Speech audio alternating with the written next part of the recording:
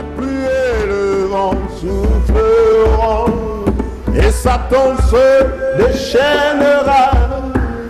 Mais ma maison est en Jésus, je n'aurai jamais, jamais peur.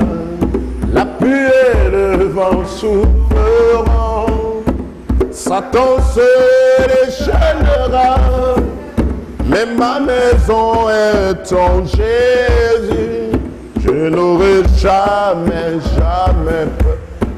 J'ai bâti sur le rocher, Jésus le roc inébranlable. Ma maison résistera, ma maison est... La pluie et le vent souffleront, et Satan se déchaînera. Mais ma maison est en Jésus, je n'aurai jamais, jamais peur. La pluie et le vent souffleront, Satan se déchaînera. Mais ma maison est en Jésus, je n'aurai jamais, jamais peur. Nous allons encore dire merci au Seigneur. Nous donne toute la gloire, le seul digne de nos louanges et de notre adoration. Bénissons le Seigneur. À toi la gloire, ami fidèle. La puissance, la force, la louange et la majesté. Roi des rois, nous te bénissons. Nous te rendons grâce. Toi qui es le chemin, la vérité et la vie. Tu es notre lumière et notre salut. Tu es notre richesse et notre gloire. Et nous trouvons en toi, Seigneur notre Dieu, tout notre plaisir. Béni sois-tu, toi qui vis au siècle des siècles. Béni sois-tu, toi le Dieu vivant. Béni sois-tu, toi qui as fait le ciel, la terre et tout ce qui renferme. Oui, avec joie, nous bénissons le nom de l'Éternel. Nous célébrons le nom du puissant de Jacob, celui qui s'appelle Emmanuel, Dieu avec nous. Alléluia. Sois loué et sois célébré. Tu es vraiment Emmanuel, Seigneur.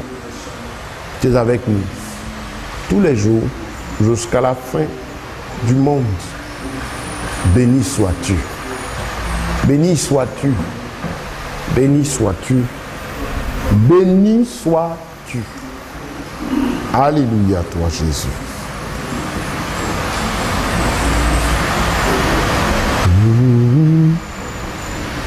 Béni sois-tu, Jésus. Nous allons prier le Seigneur pour qu'il bénisse nos âmes par sa parole. Et ce qu'on va encore entendre aujourd'hui serve à notre bien-être et au bien-être aussi de tous ceux qui entendront cette parole. Prions le Seigneur. Sois loué et sois béni, roi des rois. Sois célébré, puissant de Jacob. Tu restes Dieu. Il n'y en a point d'autre devant toi. Tu es vivant. Tu le demeures au siècle des siècles. Ta parole est esprit et vie. Que ton nom soit béni. Que ton nom soit loué. Que ton nom soit célébré, magnifié, exalté au plus haut des cieux. Alléluia. Honneur et gloire à toi seul qui avais géré. Honneur et puissance à toi seul, Seigneur des Seigneurs. Au nom de Jésus. Alléluia. Béni sois-tu, notre Père, notre Dieu. Merci pour le nom de Jésus. Gloire à Dieu. Matthieu, le chapitre 6, du verset 19 au verset 34. Je lis. Ne vous amassez pas des trésors sur la terre, où la teigne et la rouille gâtent, et où les voleurs percent et dérobent. Mais amassez-vous des trésors dans le ciel, où ni la teigne, ni la rouille ne gâtent, et où les voleurs ne percent ni ne dérobent. Car là où est ton trésor, là aussi sera ton cœur. Je suis dans la version d'Abbé. La lampe du corps, c'est l'œil. Si donc ton œil est simple, ton corps tout entier sera plein de lumière. Mais si ton œil est méchant, ton corps tout entier sera ténébreux. Si donc la lumière qui est en toi est ténèbre, combien seront grandes les ténèbres? Nul ne peut servir deux maîtres, où il haïra l'un et aimera l'autre, où il s'attachera à l'un et méprisera l'autre. Il peut servir Dieu et Mammon. C'est pourquoi je vous dis, ne soyez pas en souci pour votre vie, de ce que vous mangerez et de ce que vous boirez, ni pour votre corps, de quoi vous serez vêtus. La vie n'est-elle pas plus que la nourriture et le corps plus que le vêtement? Regardez aux oiseaux du ciel. Ils ne sèment, ni ne moissonnent, ni n'assemblent dans des greniers. Et votre Père céleste les nourrit. Ne valez-vous pas beaucoup mieux qu'eux? Et qui d'entre vous, par le souci qu'il se donne, peut ajouter une seule coudée à sa taille? Et pourquoi êtes-vous en souci du vêtement? Étudiez les lys des champs, comme ils croissent. Ils ne travaillent ni ne filent. Cependant, je vous dis que Salomon, dans toute sa gloire, n'était pas vêtu comme l'un d'eux. Et si Dieu revêt ainsi l'herbe des champs, qui est aujourd'hui, et qui demain est jeté dans le four, ne vous revêtira-t-il pas beaucoup plus tôt, gens de petite foi? Ne soyez donc pas en souci, disant que mangerons-nous, ou que boirons-nous, ou de quoi serons-nous vêtus? Car les nations recherchent toutes ces choses. Car votre Père céleste sait que vous en avez besoin vous avez besoin de toutes ces choses. Mais cherchez premièrement le royaume de Dieu et sa justice, et toutes ces choses vous seront données par-dessus. Ne soyez donc pas en souci pour le lendemain, car le lendemain sera en souci de lui-même. À chaque jour suffit sa peine. Chapitre 7, verset 1. Ne jugez pas, afin que vous ne soyez pas jugés. Car du jugement dont vous jugerez, vous serez jugés. Et de la mesure dont vous mesurez, il vous sera mesuré. Et pourquoi regardes-tu le fétu qui est dans l'œil de ton frère, et tu ne t'aperçois pas de la poutre qui est dans ton œil? Ou comment dis-tu à ton frère, permets, j'ôterai le fétu de ton œil, et voici la poutre dans ton œil? Hypocrite, ôte premièrement de ton œil la poutre, et alors tu verras clair pour ôter le fétu de l'œil de ton frère. Ne donnez pas ce qui est sain aux chiens, ni ne jetez vos perles devant les pourceaux, de peur qu'ils ne les foulent à leurs pieds, et que, se retournant, ils ne vous jugent, ils ne vous déchirent. Demandez et il vous sera donné, cherchez et vous trouverez, heurtez et vous serez ouverts. Amen. Gloire à Dieu. Que le nom de notre Seigneur soit béni pour l'occasion qu'il nous donne encore d'écouter sa parole, d'apprendre les profondeurs de celle-ci.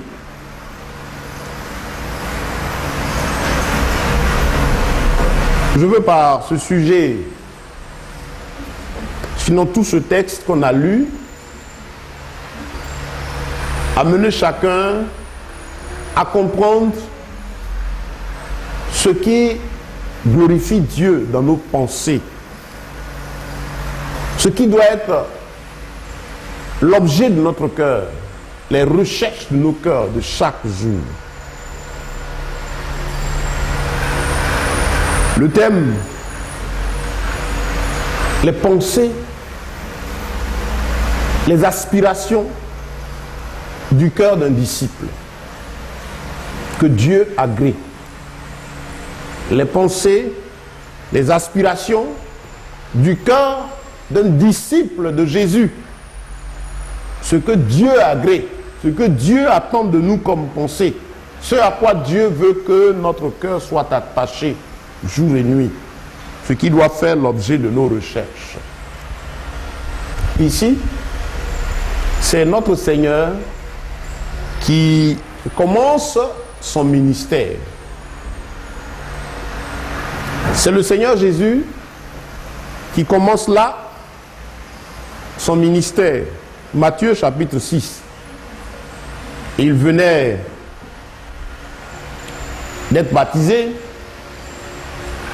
Il a tout de suite après opéré le miracle des noces de Cana. C'est le premier miracle qu'il a fait. Et là tout de suite, il était suivi par une foule de personnes. Mais l'image est très intéressante. Quand Jésus est arrivé, c'est vrai il était attendu, mais il est arrivé en Israël et l'heure de la mission de son travail ayant commencé, notre Seigneur a débuté ouvertement son œuvre par l'opération d'un miracle. L'opération d'un miracle à un mariage aux noces de Cana. Et le Seigneur vient, comme on se souvient de l'histoire de ces noces, il est dit que le vin venait de manquer. Il ne restait plus de vin. Le vin était déjà fini. Donc le souci de ceux qui organisaient les noces en question, c'était comment trouver là de quoi continuer la fête. Ils n'ont adressé aucune prière à Jésus. Je peux dire, ils ne le connaissaient même pas. Et lui, il est arrivé, il a vu à ces noces-là qu'il y avait un besoin. Et tout de suite, il va pouvoir. De lui-même, il vient. Il sait qu'il y a un besoin. Personne n'est allé le chercher. Ni le marié, ni les organisateurs de la fête. De lui-même, il vient et il constate le besoin. Il change l'eau en vin. Et le vin qu'il donne, c'est du vin de meilleure qualité. Tout le monde boit à la fête, tout le monde est content. Les gens même vont aller féliciter le marié. On dit, mais toi, les autres réservent le mauvais vin vers la fin, quand tout le monde a bu et ne voit plus clair, donc on fait boire le mauvais vin. Mais toi, tu as gardé le bon vin jusqu'à la fin, et puis encore à la fin, ton vin est toujours bon. C'est pour dire ici que les gens ne s'entendaient même pas à Christ. Et Dieu l'a fait. Les gens ont remarqué que le miracle en question a été opéré. Et ce qui était intéressant, il a dit que quand Jésus a fini de changer l'eau en vin, en tout cas le miracle a opéré beaucoup de bruit. Donc immédiatement la foule a commencé à le suivre. Les gens ont compris que tiens, voilà quelqu'un qui vient de faire quelque chose d'extraordinaire. Il y a toute une foule derrière lui tout de suite. Parce que l'homme même, c'est qui est extraordinaire.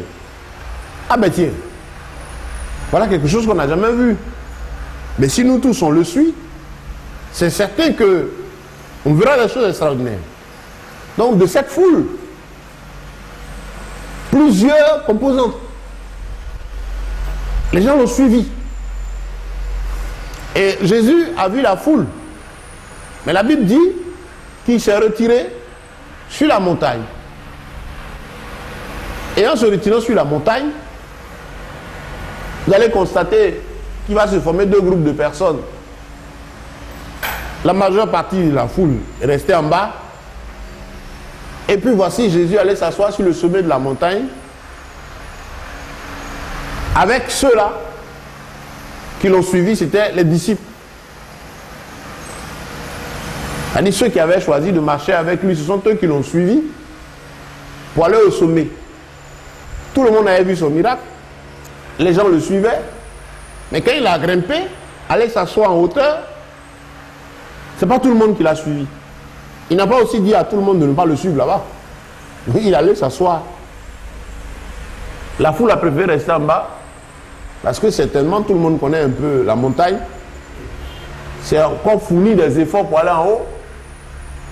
La foule a dit, tiens, nous on préfère l'attendre en bas ici. Qu'est-ce qu'il a fait des miracles? On l'attend en bas ici. Parce que monter sur une montagne là, tout ça, c'est encore les mollets, de l'énergie qui va partir, on n'est pas prêt.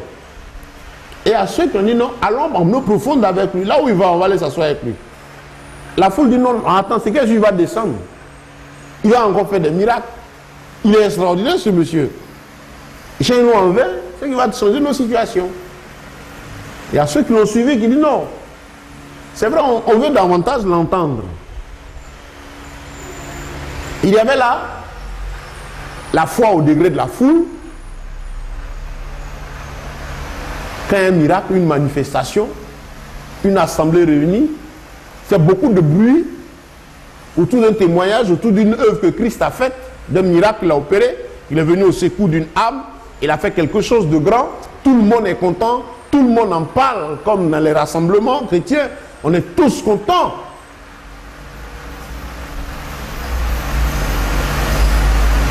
Même à de grandes campagnes d'évangélisation où des gens qui ne connaissent pas Christ aussi viennent participer, ils voient des miracles que Dieu opère et tout le monde en parle. Tout le monde voit quelque chose d'extraordinaire. C'est l'émotion, c'est la grande sensation parce qu'on vient de voir quelque chose qui sort de l'ordinaire. Mais combien sont ceux qui vont dire, ben tiens, après la campagne, après le miracle, après le mouvement qu'on a vu, on va d'abord chercher à savoir davantage. Celui qui a fait ça là, c'est qui? Qu'est-ce qu'il veut? Pourquoi il a fait? Quelle est sa mission? Vous savez, le dimanche matin, dans l'habitude des hommes aujourd'hui, depuis 3 siècles après Jésus-Christ, pratiquement, où les hommes ont commencé à considérer dimanche comme étant leur jour spécial. On aura l'occasion de revenir dessus. Dimanche n'est pas ce qu'ils appellent le jour d'adoration de Dieu. Chaque jour, l'adoration de Dieu se faisait. Le culte à Dieu s'est toujours fait. On aura l'occasion de faire une étude dessus pour comprendre que dimanche n'est pas le jour spécial que Dieu a choisi pour qu'on l'adore. L'adoration se faisait tous les jours. Et s'il y avait dans l'Ancien Testament un jour solennel où tout le peuple encore se retrouvait, c'est le jour correspondant aujourd'hui à ce qu'on appelle notre samedi. Mais dimanche, c'est 3 siècles après Jésus-Christ, avec le règne de l'Église de Rome, du système vaticano-romain, que les habitudes vont changer pour imposer l'adoration de leur Dieu qui s'appelle le Dieu Ra, le Dieu Soleil. En anglais, on dit Sunday, le jour du soleil. Il va y avoir des changements pour imposer ce jour d'adoration du Dieu Ra à la vie civile en son temps, parce que les disciples de Jésus-Christ ne se concentraient pas sur dimanche. La Bible dit qu'ils étaient tous les jours ensemble, célébrant le Seigneur, le magnifiant. Et avec la persécution, on les a chassés, on a tout fait parce que ces gens-là dérangeaient les habitudes anciennes. Et le pouvoir romain voulant s'appuyer sur les œuvres de Dieu et le nom de Jésus pour asseoir davantage son règne, va créer sa papauté et toutes ces choses à la suite et dédier son jour d'adoration de son Dieu Ra, maintenant comme étant le jour d'adoration d'un certain Dieu. Et on va l'imposer à l'humanité progressivement. Et ils savent en profondeur, ceux qui ont institué cela, que c'est un jour consacré à une divinité, au Dieu Soleil, à Lucifer, l'astre brillant. Mais pour que le monde accepte, puisque la mode du temps, il s'agissait là de la parole de Dieu, il faut faire en sorte qu'on ne sache pas que c'est Dieu Ra. Il faut modifier les choses et mettre le nom de l'Éternel, le Dieu créateur des cieux et de la terre, sur ce jour-là et faire croire aux gens que c'est un jour dédié à Dieu. Donc du coup, dans les mentalités, ce jour-là, si tu n'as pas prié Dieu, tu n'es pas allé au culte, vraiment tu es loin de Dieu. On aura une étude dessus pour aider chacun à comprendre davantage. Donc ici, comme je disais, tous les dimanches matins, c'est des mouvements de foule dans les lieux de prière, dans les rassemblements où l'on va crier à tort ou à raison. Parce que ce n'est pas tous les rassemblements qui sont approuvés de Dieu. Dieu, ce n'est pas monsieur rassemblement. Dieu, c'est là où se trouve sa parole. Pourquoi a-t-il dit que là où 2 ou 3 se trouvent, lui, il est présent? C'est parce qu'il est en train de nous informer que ce n'est pas la foule, ce n'est pas l'émotion, ce n'est pas les milliers, les 200 000, les 300 000, les 7 000 places ou individus qui sont rassemblés qui l'intéressent. Ce n'est pas le temple le plus immense qui lui dit quelque chose. Ça ne l'a jamais intéressé d'ailleurs, on le voit dans la foule.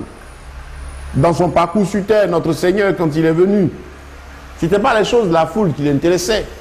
Mais malheureusement, aujourd'hui, la foi et le christianisme est basé sur l'immensité du bâtiment, les soucis des leaders religieux à avoir un temple immense avec 10 000 places.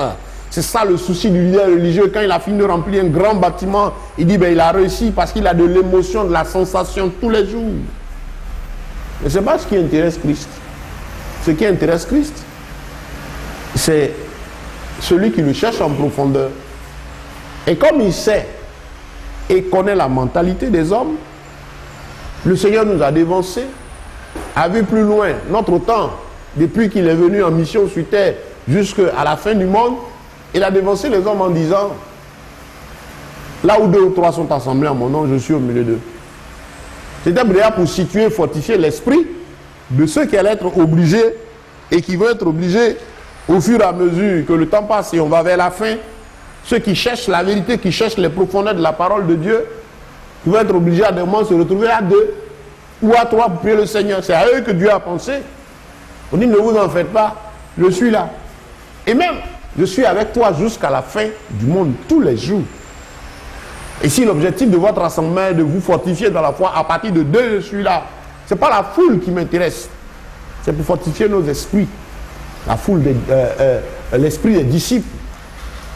On leur dit de ne pas s'en faire, de ne pas être des gens qui soient appuyés sur l'effet de la foule. Il y a des gens, quand ils se lèvent le matin, d'après, selon leur jour d'adoration dimanche, il faut qu'ils courent dans un endroit où il y a du monde, où il y a de la sensation.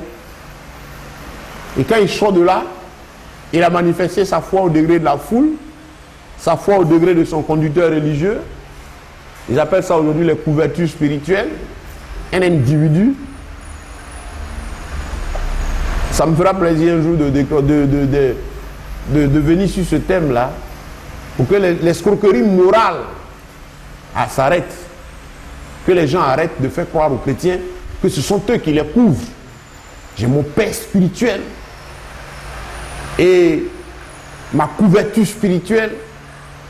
Des individus qui sont devenus des dieux et qui donnent l'impression aux pauvres âmes que sans eux, leur vie spirituelle n'ira nulle part. Ce Jésus qui est venu pour que chacun ait une intimité avec Dieu n'a plus sa place. Et ils sont ceux-là qui ont des rapports directs avec Dieu. Et la foule de croyants ne peut pas arriver directement à Christ. Et ils sont les intermédiaires. Si jamais ils sont mal à l'aise, ou si jamais une âme ose les heurter, cette âme les foutue dans sa vie, parce qu'ils vont prier pour les menacer, vont prier pour les maudire. Et les gens ont peur. Ils ne savent pas que Christ est venu pour nous offrir la liberté. Ils sont arrivés à faire en sorte que les gens dépendent d'eux. Mais l'objectif de tout ça, quand le gars crée un bâtiment ou un système pour avoir 2000, 3000 membres, il n'est pas content d'aller en deçà des membres qui sont présents. Il a peur d'en perdre. Donc il faut tout faire pour que ces 2000, 3000 membres soient toujours là. Pourquoi? Ce n'est pas parce qu'ils cherchent leur salut, c'est pour qu'ils remplissent son bâtiment afin qu'ils produisent de l'argent. Voilà le nerf de la guerre. Afin que le monde qui est là puisse donner de grandes richesses. C'est tout. C'est pas parce qu'ils veulent que les gens soient sauvés. Hein. Tout ce qu'ils recherchent, c'est qu'il y ait du monde pour offrir davantage.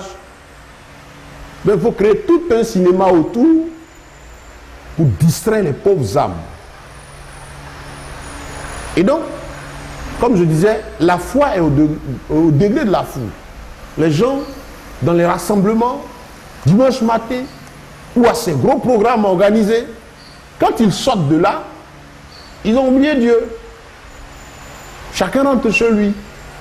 Mais combien sont ceux-là qui vont chercher à aller en profondeur? Après un miracle, après une manifestation extraordinaire, quand encore ce miracle vient de Dieu, je ne suis pas en train de dire que tout ce qu'on voit dans ces rassemblements vient de Dieu. Parce qu'aujourd'hui, on a des gens qui vont chercher le soutien de plein de démons pour opérer des œuvres. La Bible même nous a prévenu pour dire que dans les derniers jours, le diable même va faire descendre du feu du ciel pour espérer séduire qui? Les élus. Ce n'est pas les croyants, hein, les élus. Les élus, ce sont ceux-là qui non seulement sont des croyants, mais qui ont leur vie consacrée à la parole de Dieu, qui n'ont pas leur foi attachée aux manifestations physiques, mais leur foi attachée à Jésus, qui savent avoir le discernement entre la vérité et le mensonge religieux, qui savent être attachés à Christ. Ces personnes dont l'intérêt est le royaume des cieux, qui savent très bien que même étant sur la terre, nous avons pour patrie le royaume des cieux. Et comme on n'est pas encore parti, on est obligé de chercher notre pain pour manger et boire. Mais ils savent chercher le vrai pain, chercher la bonne nourriture, de la bonne manière pour honorer Dieu. C'est ceux-là les élus. Ceux qui sont approuvés de Dieu, qui sont des amis de Dieu. L'objectif du diable, ce n'est pas les croyants, ce n'est pas la multitude. C'est ces personnes qui gardent la vérité. Ils sont ses ennemis. Et la Bible a prévenu pour dire qu'à la fin des temps, le diable va même espérer les séduire en opérant de faux miracles. Ce seront des miracles, mais ils seront faux. Le faux, c'est l'imitation de la vérité. Et celui qui est simple, c'est-à-dire qui n'a pas de profondeur spirituelle, qui n'a pas assez de discernement, sera séduit tout de suite par le faux. Et celui qui fait le faux, il arrive à imiter le vrai en fonction de sa capacité à mentir, à tricher. Vous avez des faux billets de banque que vous trouvez toujours, vous pouvez remarquer, mais il y a des faux billets pour lesquels il faut aller chercher. Pourquoi les gens ont créé des détecteurs de faux billets? C'est parce qu'il y a des billets qui ressemblent véritablement aux vrais. Et donc, voici, il y a du faux sur le terrain. Donc, les gens, qu'est-ce qu'ils vont faire après les manifestations physiques, après les soi-disant miracles, et même après un miracle véritable venant de Dieu? Qu'est-ce qu'on fait après? Ici, nous voyons dans la parole de Dieu un enseignement de Christ. Le mouvement que Jésus a fait ici, c'est un enseignement.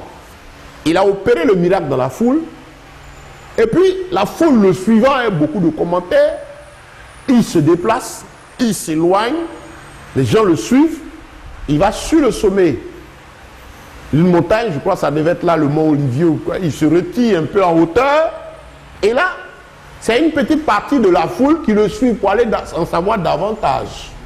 C'était les disciples, ceux qui voulaient savoir les profondeurs. Sur la grande foule est en bas, c'est qu'elle suit le monter, il va descendre. Il va encore opérer un miracle.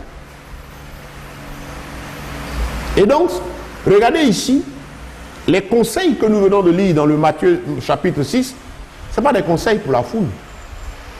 C'est des conseils pour ceux qui veulent en avoir davantage. Ceux qui veulent aller dans les profondeurs avec Dieu. Oui, dans Matthieu chapitre 7, le verset 6, il dit: ne donnez pas les choses saintes aux chiens. On parle là des béatitudes, le chapitre 5, 6 et 7. Dieu va confier les profondeurs des choses, de sa mission, aux disciples, ces personnes qui ont accepté d'aller un peu en hauteur avec eux. C'est pour dire que les profondeurs de Dieu, il les donne à ceux qui vont au-delà du physique, ceux qui vont au-delà des manifestations physiques. Donc voici ici Christ. Il a opéré le miracle, il a vu la sensation dans la foule. Il savait que ça allait avoir un incident négatif d'ailleurs sur les pensées et les conceptions de sa personne au niveau des disciples qui le suivaient.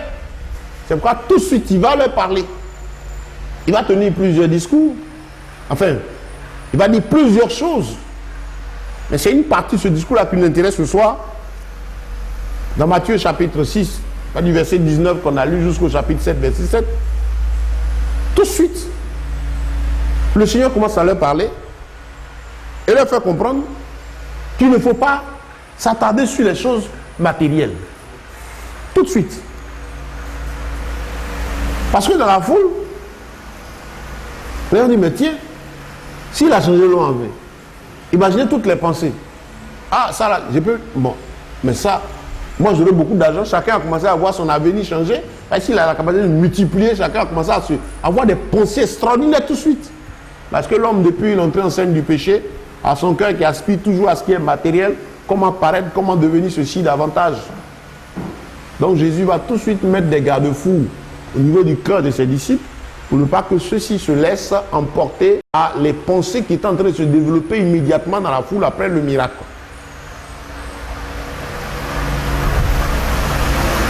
Jésus va dire à ses disciples, il ne faut pas que les choses du monde là soient les préoccupations de votre cœur. Il opère lui-même le miracle. Il voit la foule, il connaît le besoin des cœurs des hommes. C'est lui qui nous a créés, il sait qu'on a besoin de manger, boire, se vêtir et tout. Mais tout de suite, il a pris des dispositions pour ne pas que ses disciples avec lesquels il allait faire un parcours sur terre pendant un moment et il allait envoyer une mission, se laissent tout de suite séduire ou tromper dans leurs pensées quant à la profondeur de sa mission. Et quoi tout de suite dit, ne vous amassez pas des trésors sur la terre. Je ne veux pas que vos cœurs s'attachent au monde. Je ne veux pas que vos pensées soient des pensées matérialistes. C'est moi-même Dieu qui ai changé l'eau en vin. C'est pour dire que je serai là chaque fois qu'il est nécessaire pour voir vos besoins. Je vais poser des actes qui vont amener de l'abondance matérielle, mais je ne veux pas que vous, votre appréciation de ces choses que je vais faire là, soit basée sur le physique. Voyez simplement les actions que je vais produire comme étant des moyens, des éléments que moi, Dieu, je permets pour que vous ne manquiez pas le royaume des cieux. Je vais poser des actes, je vais faire des miracles qui vont servir à attirer votre attention sur moi. Parce que je ne suis pas venu pour que vos cœurs soient attachés aux convoitises de la chair. Manger, boire, dormir. Il dit ne vous inquiétez pas de ces choses parce que ce sont les nations. On dit les païens. Païens signifie étranger. C'est-à-dire ceux qui ne connaissent pas Dieu, qui n'ont pas la profondeur de Dieu, qui ne sont pas amis de l'Éternel. Ce sont ceux-là qui ont le souci matériel dans leur cœur. Mais vous, que ce soit le royaume des cieux et la justice de Dieu. Parce que vous avez une mission lourde et noble, c'est de faire en sorte que le monde qui va aller vers sa chute, vers la destruction et vers sa fin pour que moi Dieu j'amène le nouveau monde, j'ai de nouvelles choses. Pour que ce monde-là sache qu'il y a une espérance bien plus grande que ce qu'on voit physiquement. Je ne veux pas que vos cœurs s'attachent au matériel. C'est pourquoi Jésus a retiré ses disciples et a pris le temps de leur parler et leur faire comprendre ici que ceux qui envient le monde, ceux qui convoitent à gauche ou à droite, ce sont ceux-là qui ne le connaissent pas. On a aujourd'hui, au niveau de l'Église, quand je dis l'Église, c'est de la croyance en général, tous ceux qui croient, la conception aujourd'hui du chrétien, c'est paraître, être vêtu comme un mondain en concurrence avec le mondain, avoir un bien de valeur, le luxe, l'amour des choses qui frappent aux yeux. Comme un prédicateur disait une fois, je l'écoutais, il dit mais que les gens ont l'esprit de la pauvreté là. Ils n'ont qu'à prendre l'exemple un peu sur les Nigérians. Et que ces Nigériens, leurs maisons, leurs espaces, vraiment en eux, ils ont déjà l'esprit de la gloire. Aujourd'hui, quand ces personnes utilisent le mot gloire, c'est tout de suite, pour eux, gloire, c'est l'abondance matérielle. Les gros plats, mangés de façon exceptionnelle, les boissons chères, les maisons chères, les habits chers, comme le monde, en concurrence avec le monde, c'est ce qu'ils appellent gloire. Alors que nous avons vu la gloire de Dieu, notre modèle, Jésus-Christ qui est Dieu fait chair, venu au milieu de nous. Dieu, il a plu à Dieu de prendre cette forme physique et venir au milieu de nous pour nous donner le modèle de la vie précieuse du chrétien. Le Seigneur pouvait venir avec une robe en or extraordinaire, naître d'une famille très riche en Israël, avec tous les apparats autour de lui, tout ce qui frappe aux yeux, pour qu'on dise, ah, vraiment, c'est le Messie. Mais la manière dont il est venu, qui a fâché les pharisiens aussi, qui attendaient quand même le Messie, et tous ceux aussi de la foule d'Israël, aussi du peuple qui aimait ce qui frappe aux yeux, il est venu humblement et de façon effacée, il a mené cette vie-là au milieu des gens, au point où même il a rencontré le jeune homme riche. Le monsieur était dans toute sa gloire, son entourage, il était toutes les richesses, mais était marqué par le fait que voici un monsieur simple, avec des gens qui marchent en Israël et qui vivent, mais qui sont heureux. C'est quoi, malgré ses richesses, c'est un bon religieux. Il est venu la trouver, Jésus, il dit, maître, qu'est-ce que je peux faire pour entrer dans le royaume des cieux? Il avait tout. Mais il était marqué par le fait qu'on pouvait vivre simplement et humblement avec Dieu et être heureux. Un bon religieux, un bon croyant, un bon bishop, un bon archibishop, un bon roi et reine. Je vois des thèmes comme les chrétiens aujourd'hui sont appelés des rois et des reines. C'est dommage, nous sommes des princes, on a un seul roi. On dit il faut régner. Vous les voyez, des comportements hautains. Parce que d'après eux, ils doivent régner sur la terre, régner dans leur service, plein d'orgueil, plein de vanité. Ils n'ont pas compris l'évangile. On dit non, à la tête et à la queue, ça veut dire qu'à tout le coup, on doit les voir. Mais si c'est ça le but de la foi, vous savez, vous prenez Abidjan ici, vous allez regarder, vous allez remarquer qu'il y a des quartiers, et puis il y a des quartiers. Hein. Même dans Cocody ou bien dans Angré où nous sommes, vous avez des endroits où ce sont de grosses villas qui sont là. Vous arrivez à... il y a un coin, je ne sais pas si c'est... après, on arrivera à 3 avec le golfe là-bas. Mais les maisons sont vastes. Chacun dans son silence là-bas. Ce n'est pas n'importe quelle voiture qui sort. Si c'est ça, c'est que les gens qui habitent là sont sauvés. Oui. Les gens de la rivière Golfe sont sauvés. Ils vont au ciel en même temps. Ils ont tout le matériel.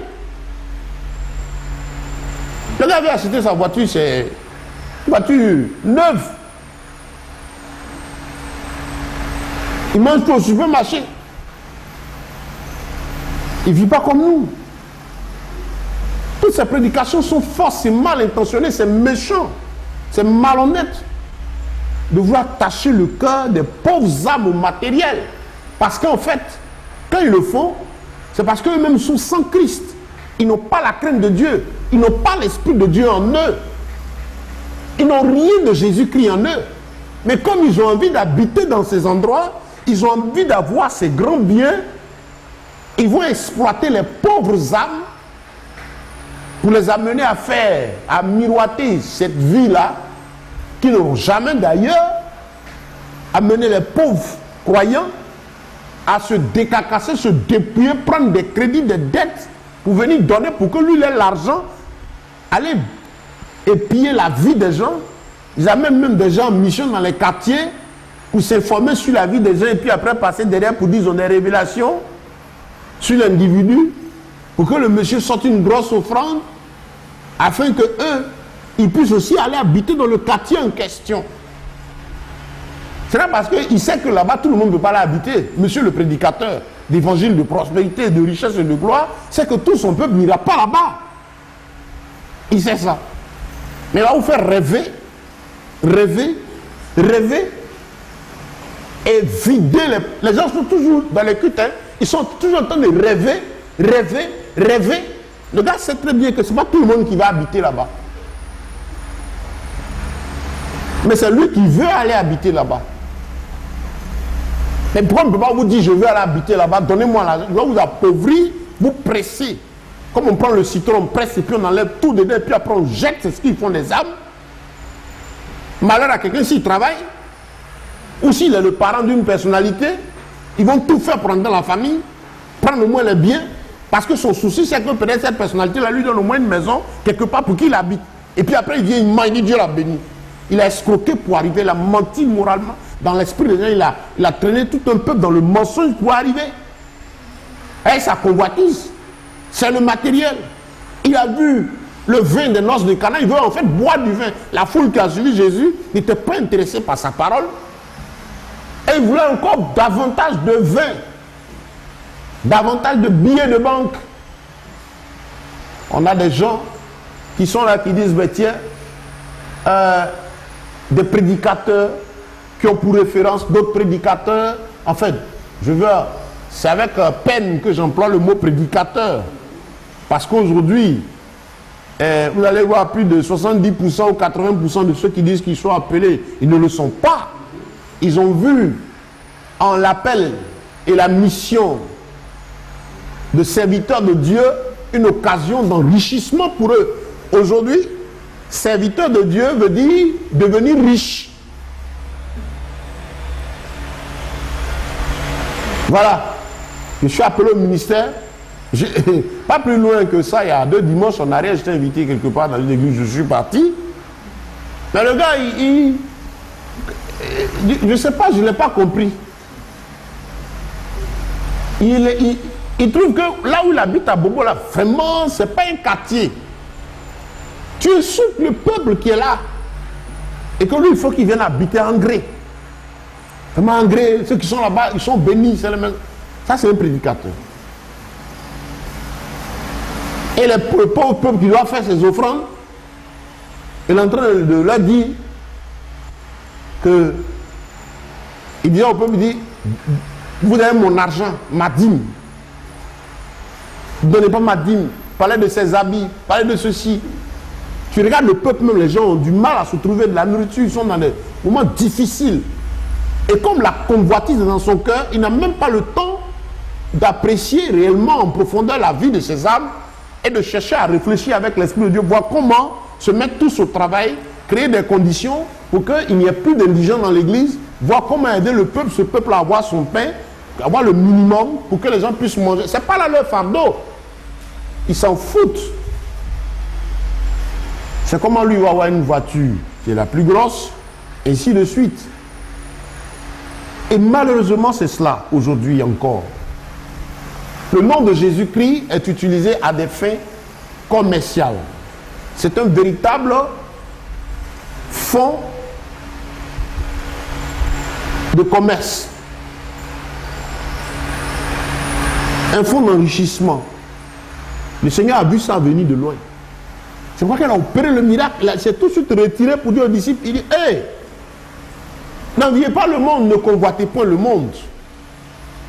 Mais cherchez premièrement le royaume des cieux et sa justice, et le reste vous sera donné. Mon Dieu, je sais que vous en avez besoin. Mais que votre cœur ne soit pas à courir après le matériel. Et il a même dit ici, parce que là où sera ton cœur, là aussi, là où sera ton trésor, ton cœur va se trouver là. Je rencontre des serviteurs de Dieu et j'ai honte quand il y a cette expression dans leur bouche. Ah, tu manges maintenant, nous aussi on va manger. Ah, c'est mangement. J'ai entendu la dernière fois de la bouche de tiens, nous aussi, il faut que nous aussi on mange. Il a sorti tout ce qui est dans son cœur. La Bible dit c'est de l'abondance du cœur que la bouche parle. Allez lire Ézéchiel 34. Le Seigneur faisait la guerre aux pasteurs d'Israël, et ce qui est aujourd'hui encore. Il dit, j'en veux aux pasteurs d'Israël, parce qu'ils tiennent mes brebis dans leur bouche. Vous avez mangé ce qui est gras. Ézéchiel 34. En tout cas, il y a beaucoup de versets dans la Bible que les gens n'aiment pas. Oui, ce chapitre-là, je l'aime bien. Mais beaucoup n'aiment pas. Parce que là, Dieu parle sérieusement. Ézéchiel, chapitre 34, vous allez lire tout le chapitre. Mais du verset 1 à 10, et je vais lire du verset 9 à 10, il dit, c'est pourquoi, pasteur, écoutez la parole de l'Éternel, ainsi dit le Seigneur l'Éternel. Voici, j'en veux à ces pasteurs. Je réclamerai mes brebis de leurs mains. Je les ferai cesser de paître le troupeau. Et les pasteurs ne paîtront plus eux-mêmes. Et je délivrerai mes brebis de leur bouche. C'est très précis ici. Le Seigneur va délivrer ses brebis de leur bouche. Et ils ne les mangeront plus. Dans la version David. Ils mangent les âmes. Quand ils voient une pauvre âme, au lieu de l'aider, parler du règne des cieux, c'est manger. Et c'est l'expression qui est dans leur bouche. Manger, boire, dormir. Que Dieu nous aide. Gloire à Dieu. Donc ici, ce que le Seigneur veut nous faire comprendre dans Matthieu chapitre 6, c'est qu'il faut que nos cœurs s'attachent à lui. Dieu sait qu'on a besoin de pain. Il a été clair. Il a dit, c'est à la sueur de ton front que tu mangeras. Il est bon pour le chrétien de comprendre qu'il doit entreprendre. Entreprendre, mais en ayant l'esprit en éveil, comme les 300 soldats que le Seigneur a choisis pour accompagner Gédéon, pour être les instruments qu'il allait utiliser auprès de Gédéon pour la victoire. Dieu a amené la foule de soldats au bord de l'eau. Il savait que l'homme devait boire. Quand il est arrivé aux noces de Cana, il savait qu'il y avait un besoin. Mais il ne voulait pas que notre cœur s'attache au matériel. Jésus, ce n'est pas le matériel, sinon ce n'est pas la peine. Il est venu pour que nous ayons le royaume des cieux. Les prédicateurs disent aujourd'hui que ceux qui prêchent sur le royaume des cieux, c'est des gens qui sont pauvres. Et les gens qui sont dans un mouvement vaste actuellement, plus de 90% des prédicateurs, ils sont dans le souci, c'est posséder la terre. Le monde qui va vers sa fin, avec toutes ces révélations-là, c'est comment ils vont posséder la terre, comment ils vont être approuvés des autorités de ce monde, comment ils vont être à la première place, accueillis en fanfare, accueillis comme des rois, des puissants de ce monde. Et ils aiment ça. Et on dit non, c'est vraiment un homme de Dieu béni. Jésus est venu, les pharisiens n'ont pas accueilli comme ça. Tout son parcours, il a été obligé lui-même, chaque fois de se cacher, de se faire des mouvements, parce que, tiens, ce qu'il enseignait ne faisait pas l'affaire de ces gens. Mais on a des prédicateurs qui sont devenus l'ami du monde. Le monde les aime. Le monde ne veut pas les suivre, mais le monde les aime parce qu'ils disent au monde ce que le monde a envie d'entendre. Ce sont les amis du monde. Si vous voyez un prédicateur adulé par le monde, aimé par les païens, les incirconcis, comme la Bible les appelle, les gens qui n'ont aucune notion de Dieu, et ce soi-disant prédicateur est une star, une célébrité, mettez une croix sur lui. Il n'a pas l'esprit de Dieu. Ce n'est pas à nous d'arranger. Il ne sait pas si c'est un pasteur ou qu'il a levé la main, qu'une âme est tombée, qu'il est de Dieu. Pourquoi est-ce que vous voulez chaque fois mélanger les choses de Dieu avec celles du monde? Non. Il faut faire comme les chrétiens de Béry. Là où se trouve l'esprit de Dieu, le monde n'a pas sa place. Non, c'est pas possible. Oh, ils vont dire non. Oh, c'est les gens ceux qui prêchent comme ça, ceux qui n'aiment pas la richesse là. Oh, il est pauvre là. Il n'a rien. Je me rappelle une fois un prédicateur m'a sorti cette expression. Et il dit, mais oh, il n'a rien, c'est pourquoi il parle comme ça.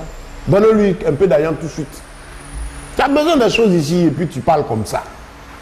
Je dis, je suis dans le besoin. Mais pas, je ne veux pas chercher ces moyens-là en passant par cette méthode, ce moyen frauduleux et malhonnête que vous utilisez pour escroquer. Et ce que je recherche, ce n'est pas le matériel, je recherche la paix avec mon Dieu. Partout aujourd'hui, quand je vais rendre témoignage et que les gens voient ce que Dieu est en train de faire de par mon ministère aujourd'hui, les conditions dans lesquelles Dieu met, le fait que Dieu pourvoit ses besoins, il ouvre des portes. Je leur dis toujours que mon histoire est le témoignage de ce que la parole de Dieu est vraie. Et qu'il ne faut pas courir après le matériel, mais il faut suivre Dieu, marcher avec lui en esprit et en vérité. Lui, il sait qu'on a besoin de moyens, mais il nous donnera les moyens par les voies honnêtes, de telle sorte que ces moyens, quand ça arrive, ça n'amène pas nos cœurs à ce qu'on voit comparé au monde. Je sais que certains prédicateurs, certains amis que je connais, dans ma place seraient toujours en train de chercher à se faire voir. Il faut que je porte la chaussure la plus chère, et ainsi de suite. Il y a un qui m'a dit, mais tu es là comme ça, et puis tu es toujours resté, depuis que je te connais, c'est comme ça que tu es. Je lui ai dit, mon frère, c'est toi qui vois le matériel. Moi, je sais que tout ça va passer. Celui qui m'intéresse, c'est Jésus-Christ. Je me bats avec mes 10 doigts, je continue de réfléchir pour voir qu'est-ce qu'il faut entreprendre, comment faire pour aider les frères et les sœurs, parce qu'on a une mission. La Bible dit faire en sorte qu'il n'y ait plus d'indigents. Et dans l'église biblique, la Bible dit qu'il n'y a pas d'indigents. C'est-à-dire des gens qui n'avaient pas à manger, tout ça, au sein de l'église. Ce n'est pas que tout le monde dans l'assemblée, la première église là, avait le même niveau de vie sociale, mais des mesures étaient prises pour que chacun ait au moins son pain. C'est la mission qu'on a, faire en sorte qu'il n'y ait pas parmi nous des gens qui se lèvent et qui viennent ou qui vivent sans manger, sans boire, sans, voilà, qui ont des difficultés. La mission, c'est de lutter pour qu'il n'y ait pas d'indigents au sein de l'église, parce que ça, c'est une mission de l'église. Et au-delà de cela, aider des nécessités autour de nous.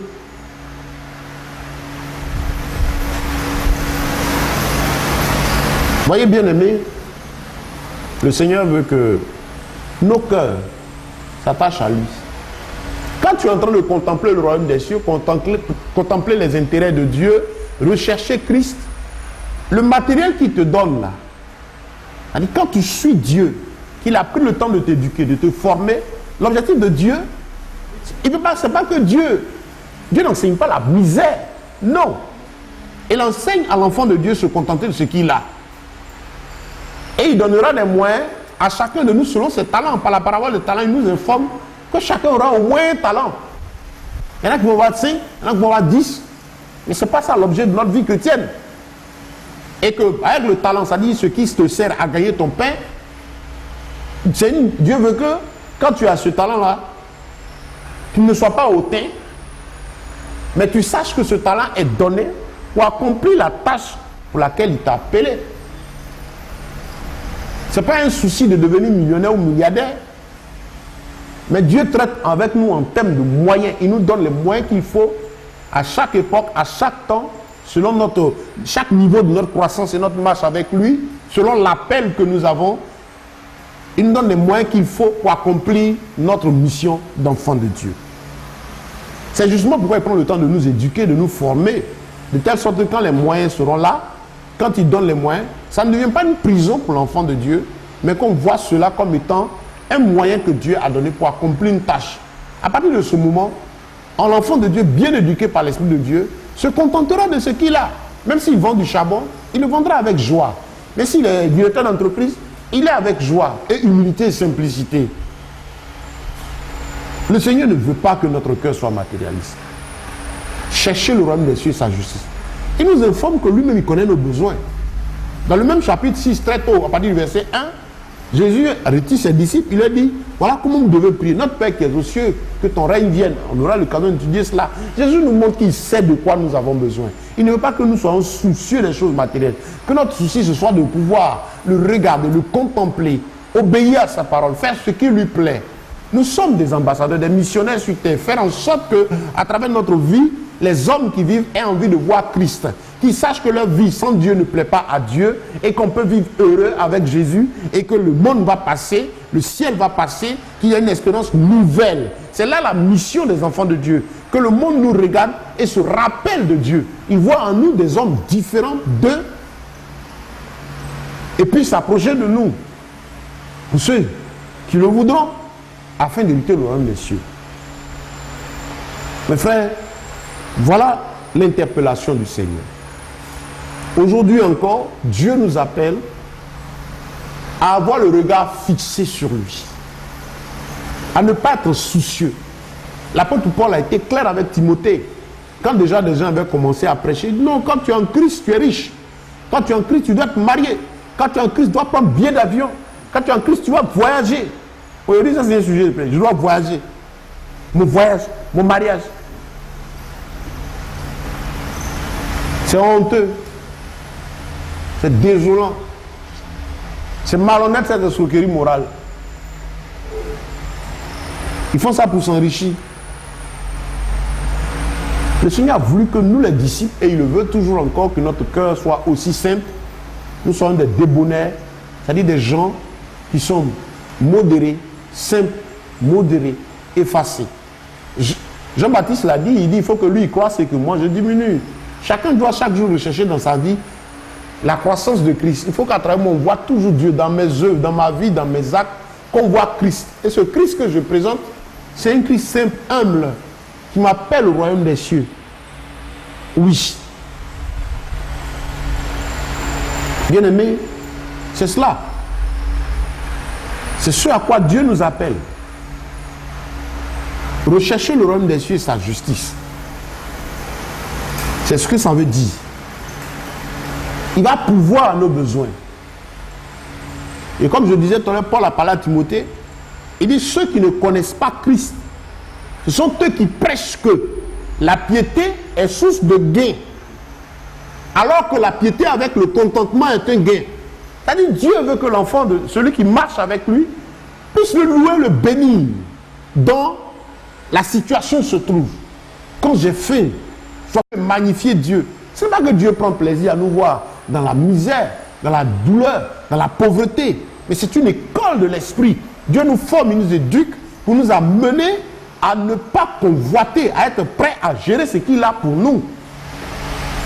Nous ne sommes pas en train de dire que Dieu veut que tout le monde soit pauvre. Ce n'est pas l'évangile de la pauvreté. La richesse que nous avons, une richesse morale, une valeur puissante.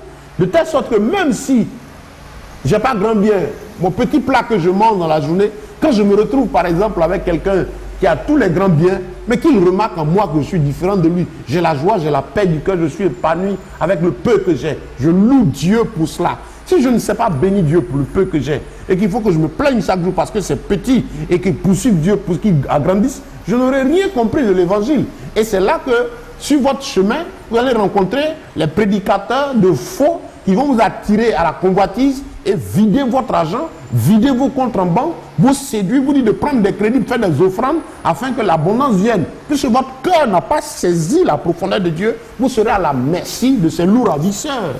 Je rappelle, lisez bien Ézéchiel 34. Ce qui se passe aujourd'hui a existé depuis les temps anciens. Bien-aimés, et même dans le chapitre 7, j'aime bien ce verset du Matthieu chapitre 7, verset 6. Tout le monde aime bien le 7. Demandez et vous recevrez, cherchez et vous trouvez, frappez, on vous ouvrira. Mais là encore, c'est mal interprété.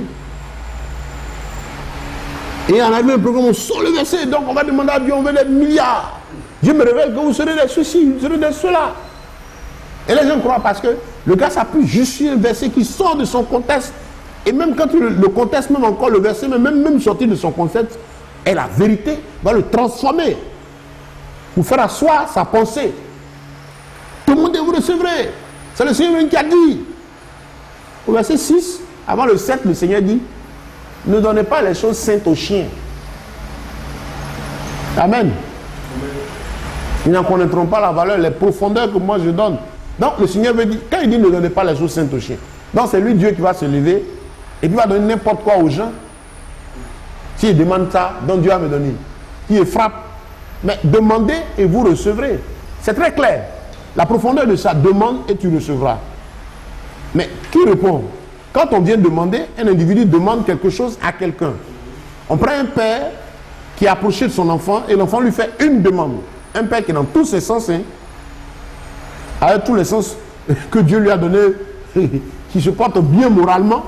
L'enfant vient, un enfant par exemple de CM2 qui trouve son père, il dit papa, donne-moi 50 000, je veux faire ceci. Le père ne va pas lui donner 50 000. Il donnera à l'enfant ce qu'il estime utile pour l'enfant, à l'âge que l'enfant a, de telle sorte que l'enfant reste toujours dans une bonne mesure de croissance pour ne pas s'éloigner des bonnes bases de la vie. Demandez. Donc si tu demandes à Dieu, la demande même là, quand on les met devant celui qu'on estime qui peut nous répondre, la demande est soumise à étude. Pourquoi le Seigneur dit qu'il n'a pas donné les choses saintes aux chiens. Tu demandes, mais c'est pourquoi? Qui demande? Celui qui demande, c'est qui? Elle, c'est pas un chien. Si tu es un chien et que tu es en train de demander à Dieu, ça dit quelqu'un qui ne connaît pas les valeurs de la vie, qui va se comporter à la folie. Le Seigneur informe le croyant ici s'adressait à des croyants, aux Juifs. Aux Juifs ici, il parle. Vous avez la loi, la Torah et tout ça, là. Avec tous les pharisiens. C'est à eux, il dit, je ne donne pas les choses saintes aux chiens. Ce n'est pas aux nations, il allait parler là, il était avec les Juifs même qui entendaient toujours ces lois. Donc, parmi ces croyants, il y a des chiens. Les chiens, ce sont ceux-là qui n'ont pas les profondeurs de la parole de Dieu. Voilà.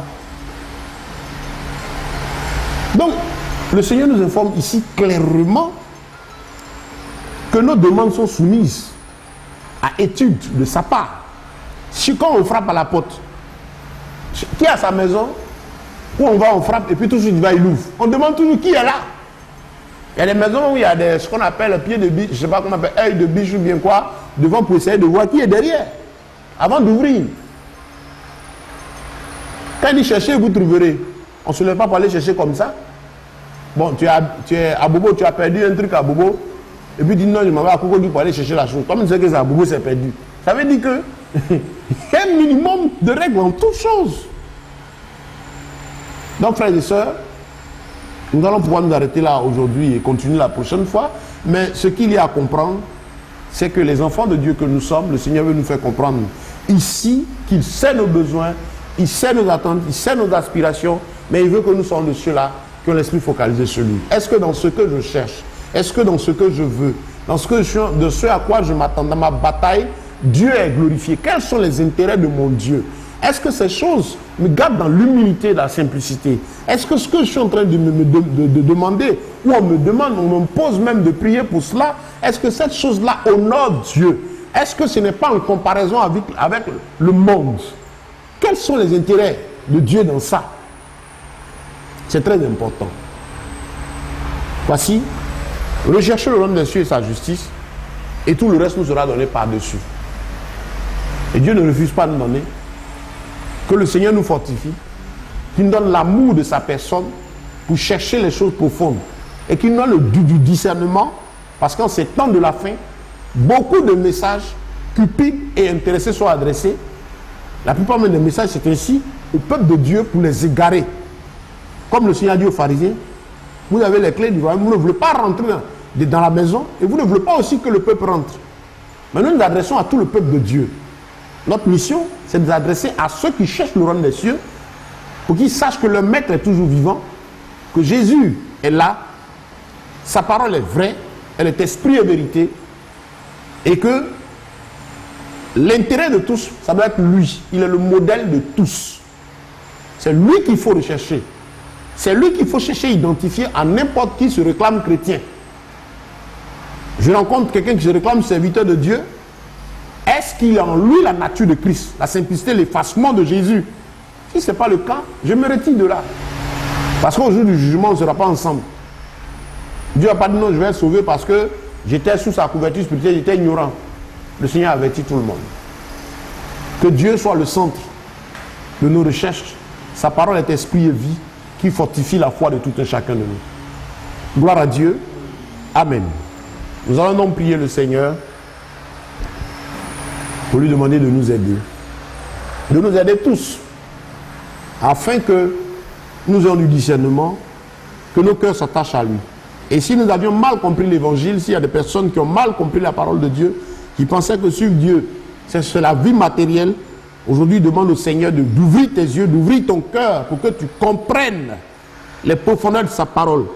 Si tu es attaché aux choses du monde, demande au Seigneur de t'aider, afin que maintenant ton cœur soit attaché à lui.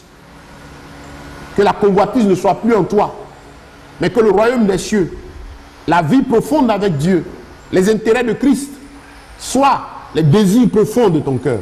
Prions le Seigneur. Nous te bénissons, Dieu de gloire. Nous t'élévons, te magnifions, puissant de Jacob. Nous te rendons grâce.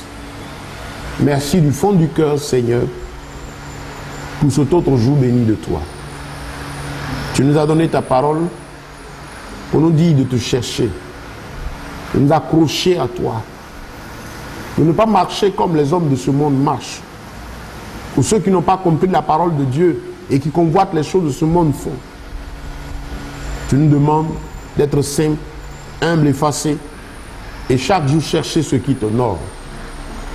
Seigneur, garde nos cœurs loin de la séduction du malin, loin de la grande tromperie religieuse qui est là. Garde nos cœurs loin de cela. Et aide-nous à nous attacher à toi.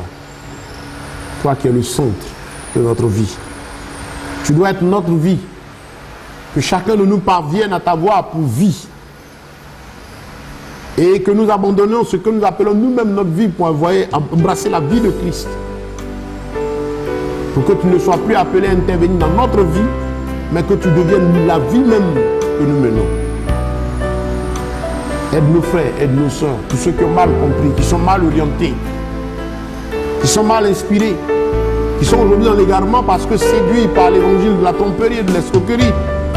Aide-les, Seigneur, fais tomber les cailles des yeux, les cailles des cœurs, ouvre les intelligences par ta puissance, grand roi, pour que, Seigneur, ces bien-aimés soient sauvés, te voient toi, te contemplent, marche avec toi. Délivre ceux-là qui sont attachés à leur bien, comme tu as délivré Zachée. Affranchis-nous de la vaine manière de vivre, de la convoitise de la chair, et donne-nous la vie saine pour te suivre. Merci, Père, que toute la gloire te revienne pour cette parole que tu nous as donnée. Merci parce que tu feras qu'elle porte ce fruit en nous. Béni sois-tu, Père, au nom puissant de Jésus.